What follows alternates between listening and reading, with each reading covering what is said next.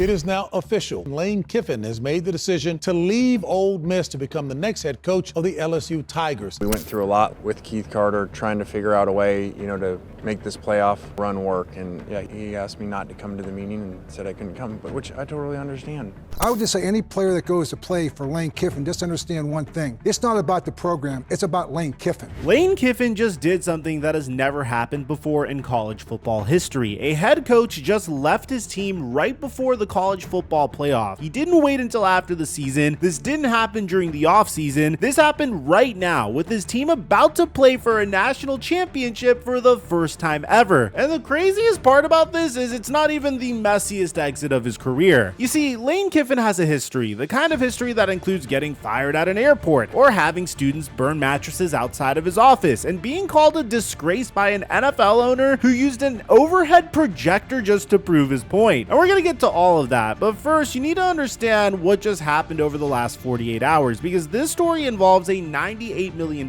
contract, a $54 million lawsuit, a governor inserting himself into football decisions, coaches being told to get on a plane or lose their jobs, and a parting shot at the athletic director that's already going viral. So before we get to the content, we are still giving away jerseys to a subscriber that turns on our notifications on this channel. We're running the same jersey giveaway on my Instagram page. You just have to follow and turn on my notifications on Instagram. And just one more quick announcement.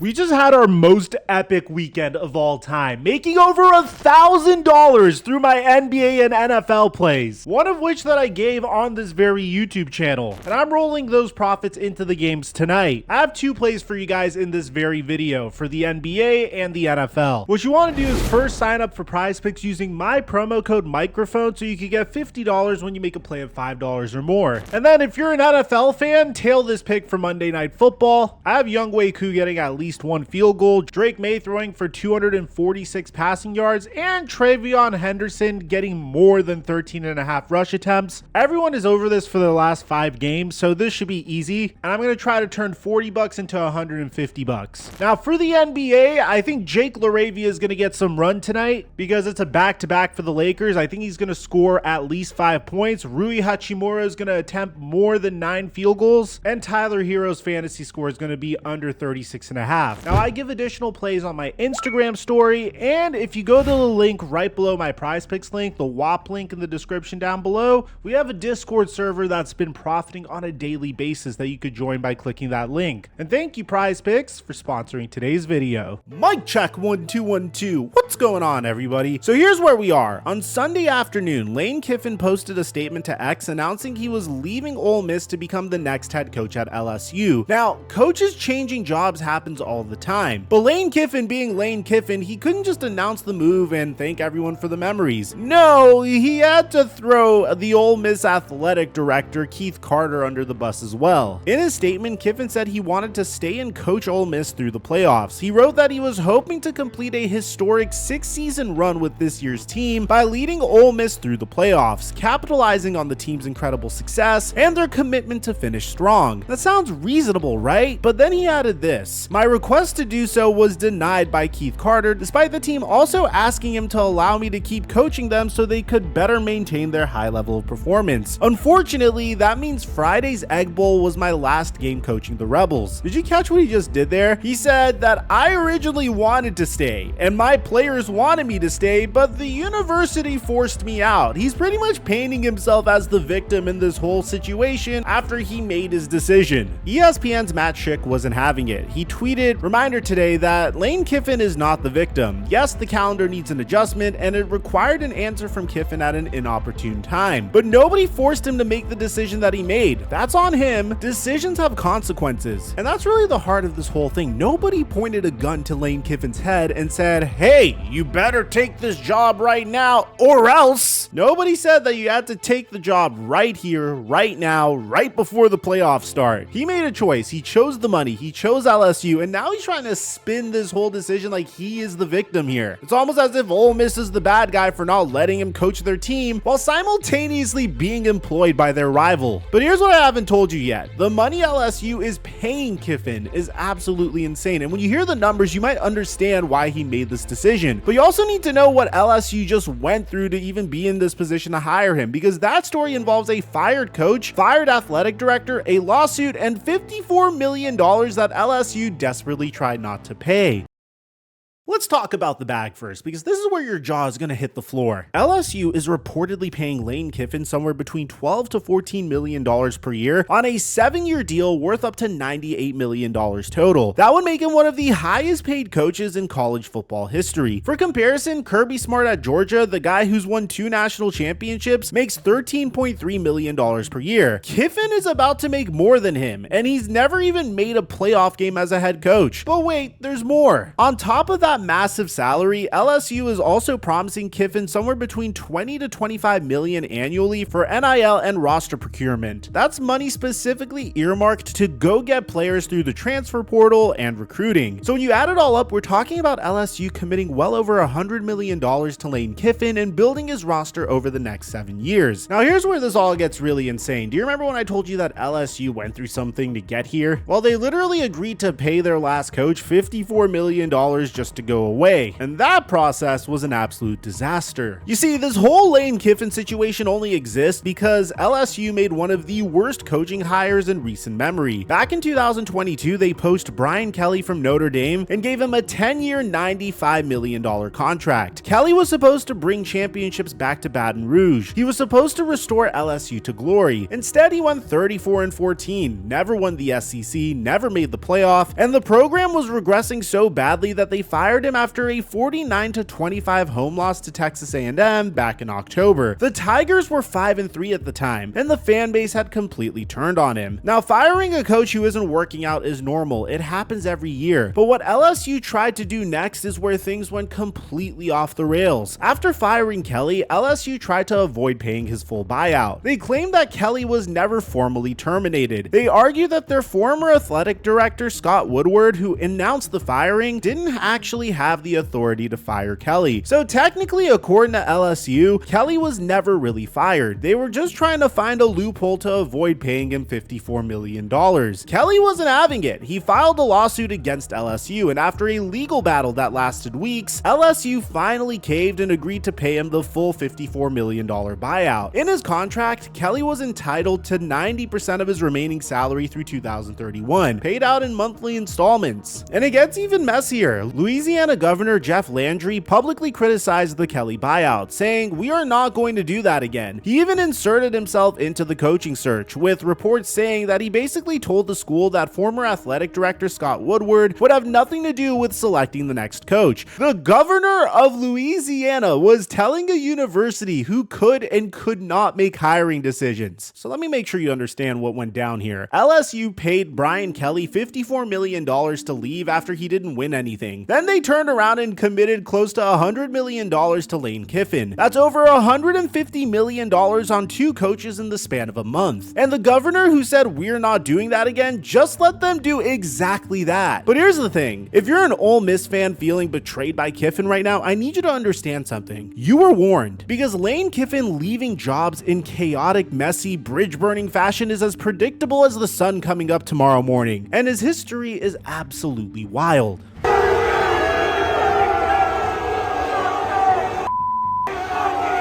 I want to go through the greatest hits because this man has been firing and leaving jobs in spectacular fashion for about 20 years now. It starts in Oakland back in 2007. Lane Kiffin became the youngest head coach in NFL history at just 31 years old when the Raiders hired him. He had no head coaching experience at any level. He was just Pete Carroll's offensive coordinator at USC, and Raiders owner Al Davis decided to take a chance on him. Bro, this did not go well. Now, I don't know if you want to directly point the blame finger at Lane Kiffin, or maybe it's the fact that the Raiders just happened to draft the biggest draft bust in NFL history at the #1 overall pick. Regardless, Kiffin lasted 20 games. He went 5-15, and after he was fired, Al Davis held what might be the most legendary press conference in NFL history. The man brought out an overhead projector, like the ones your teacher used in middle school, and used it to display documents and quotes while calling Kiffin a disgrace to the organization, and saying, "I think he conned me like he conned all of you people, and if you don't believe me, watch. He got Mortensen to say that I sent him a letter, which I never did, and a lot of you carried the fact that I sent him a letter. He's got Mortensen. Mortensen comes, rolls. He's a professional. He lies. He's a professional liar. An overhead projector in 2008 to call a 31-year-old head coach a con man. You cannot make this stuff up. But you gotta give credit where credit's due. Kiffin landed on his feet. Just a few months later, Tennessee hired him as their head coach, and in his one season there, the Vols went 7-6. They showed promise. They nearly upset Alabama. Kiffin was recruiting well and talking trash to rival coaches. Tennessee fans loved him. What happened next is burned into Tennessee football history. On January 12, 2010, Kiffin announced he was leaving Tennessee for USC after just one season. He didn't even make it a full calendar year. The night he left was absolute chaos. Students gathered outside the football facility and started burning mattresses and t-shirts with Kiffin's name on them. But here's the really crazy part. Ed Orgeron, who was on Kiffin's staff at Tennessee, started calling Tennessee's incoming freshmen who hadn't even started classes yet. These were kids who had signed with Tennessee and were supposed to start school that week. Coach O was calling them and telling them not to show up because they were all going to USC. One Tennessee player, Chris Walker, described the situation, and it's absolutely insane. He said, "That's when it got ugly because I was just trying to calm the guys down. When Jawan James put Coach O on the speakerphone, that's when I grabbed it, told O to not call our players anymore, and hung up." The equipment manager, Max Parrott, was outside trying to put out the burning mattresses with a fire extinguisher when a Knoxville fire truck had to come around the corner to help. It was pandemonium. But USC was supposed to be Kiffin's dream job, right? This was supposed to be his destination, and for a while, it looked like it might work. Despite dealing with NCAA sanctions from the Reggie Bush era that cost them scholarships and bowl eligibility, Kiffin actually had some success. The man went 10-2 in 2011 with a depleted roster, and then came 2013. The Trojans started 3-1, which wasn't great, but it wasn't a disaster. And then they went to Arizona State and got absolutely destroyed, 62-41. What happened next is the stuff of legend. As the story goes, Lane Kiffin was fired on the airport tarmac after the flight back to Los Angeles. Now, the legend isn't entirely true. According to USC's head of security, for complete transparency, it was not on the tarmac. It was an office in the terminal, which I guess that's so much better. He wasn't fired on the actual tarmac. He was fired in a terminal office and then left behind while the team bus drove away. His briefcase was delivered to his house later by a staffer. A security guard had to drive him home. Kiffin called this the lowest point of his career, which is kind of saying something when a few years ago you were coaching Jamarcus Russell and the owner of the Raiders had to bring out a projector to explain why you were so trash as a head coach. But Kiffin would even say, "I had a very large ego." Kids who are given too much too early sometimes, you see it in actors all the time. Sometimes you're not ready for all that. I wasn't ready at 31 to be the head coach of the Raiders, 32 at Tennessee, 33 or 34 at USC. I wasn't ready for all that fame and that money. So after getting fired by Al Davis with an overhead projector, leaving Tennessee while students burned their mattresses, and getting fired at an airport terminal office, surely Kiffin learned his lesson about leaving jobs gracefully, right? Yeah. About that. Now, to be completely fair, I have to tell you what Kiffin was able to achieve at Ole Miss because it was absolutely remarkable. And it's the main reason why LSU is so willing to pay him nearly $100 million. In 6 seasons with Ole Miss, Kiffin went 55-19. That's the most wins in a 6-year span for Ole Miss since they won 57 games from 1957 to 1962. He led them to 4 10-win seasons, including the first 11-win regular season in program history this year. His teams broke into the national top 10 in at least one poll in each of the last 5 seasons, something that Ole Miss hadn't done since the legendary John Vaught's teams from 1960 to 1964. Kiffin also became known as the Portal King. He completely revolutionized how programs use the transfer portal. He signed 4 straight top 6 transfer portal classes, including the #1 class in 2024. He sent 23 Ole Miss players to the NFL draft, including 8 in 2025, which is the most for the school since the draft was reduced to 7 rounds in 1994. This year's team leads the entire SEC in total offense at 498 yards per game. Running back Kawan Lacey has 1,279 rushing yards and ranks second in the nation with 20 touchdowns. And they did all this with Trinidad Chambliss, a quarterback who was playing at Division II Ferris State just last year. Kiffin's Ole Miss teams were the only squad in the SEC to rank in the top 5 in both scoring offense and total yards every single year since 2020. His 50 victories since 2021 rank only behind Georgia and Alabama as the most in the conference during that span. And now, after building the program to its highest point in 60 years, after getting them to the doorstep of their first ever college football playoff appearance, Lane Kiffin is walking away right before the finish line. Which brings us to the biggest problem of this entire situation.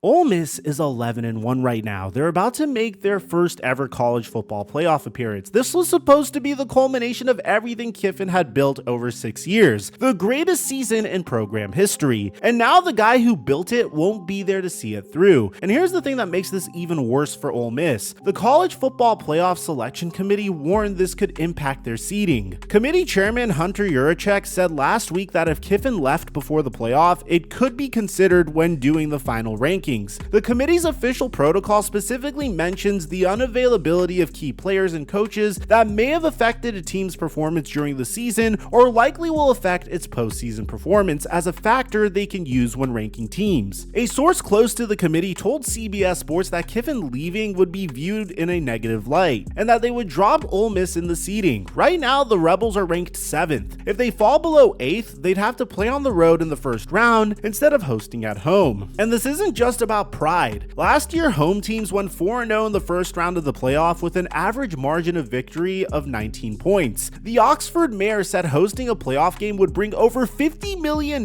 in economic impact to the city. So Lane Kiffin's decision to leave right now, today, before the brackets even finalized, could literally cost Ole Miss a home playoff game worth $50 million to their community, all because he couldn't wait a few weeks. But Ole Miss didn't sit around feeling sorry for themselves. They moved fast. Within hours of Kiffin's announcement, Ole Miss promoted defensive coordinator Pete Golding to permanent head coach. He's going to lead the Rebels through the playoff and beyond. Golding isn't some random assistant either. He was Alabama's defensive coordinator under Nick Saban from 2018 to 2022. He's been with Ole Miss for the last 3 years and has their defense ranked 33rd nationally, allowing just 333 yards per game. He knows what it takes to compete at the highest level, and the players, they're fired up about it. When the announcement was made during the team meeting, one player walked out of the building and shouted, "It's the Pete Golding era, baby." According to On3's Chris Lowe, players were pumped when Golding was announced. Keith Carter, the athletic director that Kiffin threw under the bus in his departure statement, released his own response. He said, "From the moment he arrived in Oxford, we quickly realized Pete is a coach who could not only lead a program but elevate it to championship status. He has demonstrated an exceptional football mind, but more than that, he has shown a deep understanding of our culture, values, and what it means to be part of the Ole Miss family. Simply put, Pete is one of us." You hear that? Pete is one of us is a direct shot at Lane Kiffin. Carter's basically saying the new guy actually cares about Ole Miss, unlike the last guy who just used them as a stepping stone. But here's where it gets really ugly. Kiffin isn't just leaving, he's trying to gut the program on his way out. According to reports, Kiffin told his offensive assistants that they had to get on the plane to Baton Rouge on Sunday or they wouldn't have a spot on his staff at LSU. It was literally an ultimatum. Board the plane right now, today, or you're done. You're not welcome in Baton Rouge. Think about that. Ole Miss is about to play in their first ever playoff game, and Kiffin is trying to strip them of their entire coaching staff before the bracket is even announced. Ole Miss has been fighting back hard. They're offering higher salaries to try and keep their assistants. The biggest win so far is quarterbacks coach Joe Judge. Yes, that Joe Judge, the former New York Giants head coach who agreed to stay in Oxford. That's huge because Judge was instrumental in developing Jackson Dart, who became a first-round pick, in addition to Trinidad Chambliss this year. Co-defensive coordinator Brian Brown is also staying with Golding, so Ole Miss is managing to keep some continuity despite Kiffin's best efforts to blow the whole thing up. But the real battle is coming. When the transfer portal opens, expect Kiffin to go hunting for Ole Miss players. Running back Kawan Lacey, quarterback Trinidad Chambliss? Anyone on offense who knows his system, how many of them will follow him to LSU? And here's the thing that's going to make next season must-watch television. LSU travels to Oxford next fall. Lane Kiffin going back to Ole Miss as the opposing coach after leaving them right before the playoff, after throwing their athletic director under the bus, after trying to poach their staff and players, that stadium is going to be hostile in a way we've never seen.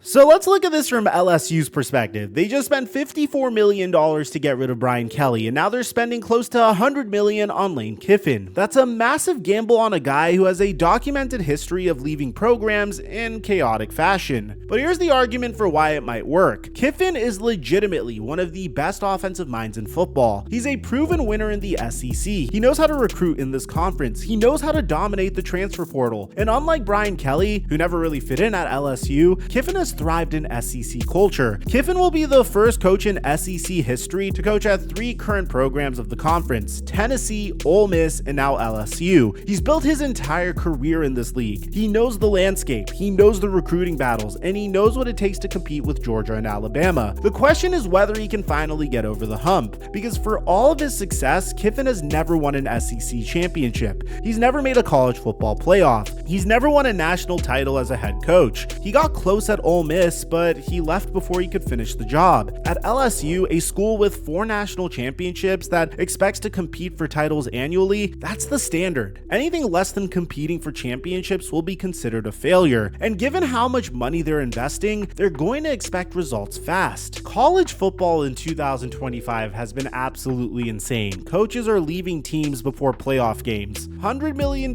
contracts are being thrown around like candy. Governors are getting involved, lawsuits over buyouts, ultimatums to get on planes or lose your job, players being recruited away by their former coaches. It's chaos, it's drama, it's everything we love and hate about the sport, all wrapped into one story. And knowing Lane Kiffin's history, knowing how every single one of his previous jobs have ended, this story is far from over, because Lane Kiffin always finds a way to make his exits memorable. The question is whether this exit's going to be remembered with championships or burning mattresses when it's all said and done. Let me know in the comment section down below what you guys think about all this. Aside from that, I'm your boy Mike, and I'm dropping our mic until our next upload.